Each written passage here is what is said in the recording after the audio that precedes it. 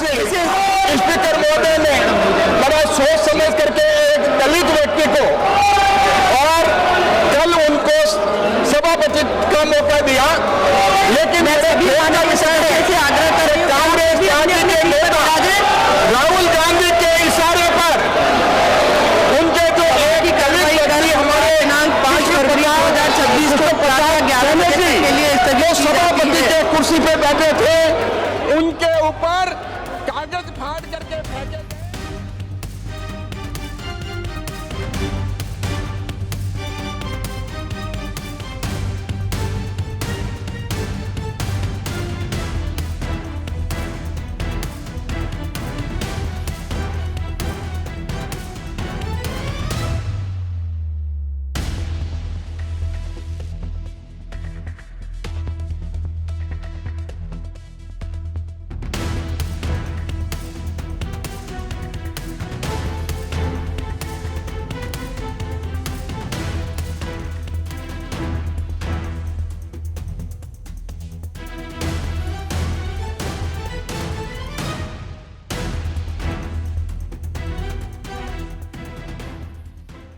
India's parliament is witnessing a rare and serious escalation. The Congress has moved a no-confidence notice against Lok Sabha Speaker Om Birla.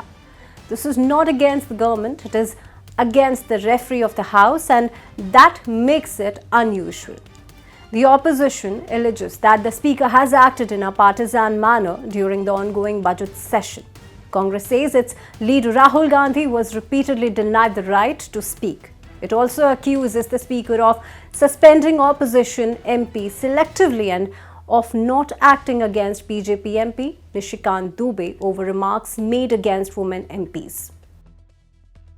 The notice is signed by 120 opposition MPs. Parties like the Samajwadi Party and the DMK have backed it, but the Trinamool Congress has not yet made its stand clear.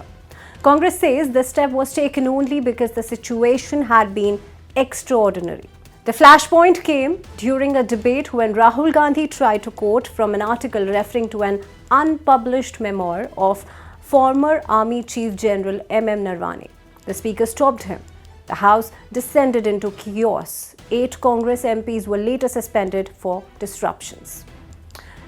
Tensions rose further when Speaker Om Birla advised Prime Minister Narendra Modi not to attend the House on February 4, citing security concerns. Rahul Gandhi rejected that claim. He said that Prime Minister stayed away because of uncomfortable questions being raised. So how does a no-confidence motion against the Speaker actually work? The process is laid down clearly in the Constitution. Article 94C says the Lok Sabha Speaker can be removed by a resolution passed by a majority of all the then members of the House. That means an effective majority, not just those present and voting. First, a written notice must be submitted with the full text of the resolution. At least 14 days notice is mandatory. The Speaker cannot preside over these proceedings. The Deputy Speaker takes the chair. When the motion comes up, at least 50 MPs must rise in support for it to be admitted. If that does not happen, the motion fails immediately. Even if admitted, the real test is numbers. The Lok Sabha has 543 members, the BJP-led NDA has 293 seats, the India bloc has 238. That gap makes the removal of the Speaker almost impossible. There are also strict rules. The resolution must be precise. Charges must be clearly stated. There can be no arguments, no sarcasm, no defamatory language.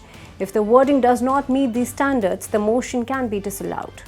And that is why this move is widely seen as symbolic. But symbolism matters in politics. Even if the motion fails, a discussion would allow the opposition to place its allegations on record. It would force a debate on the Speaker's conduct, and it would underline the deepening confrontation between the government and the opposition inside Parliament. So the big question is not whether the opposition has the numbers. It clearly does not. The real question is whether this motion will be allowed to be discussed, and if it is, how sharply it will redraw the lines of India's parliamentary battle.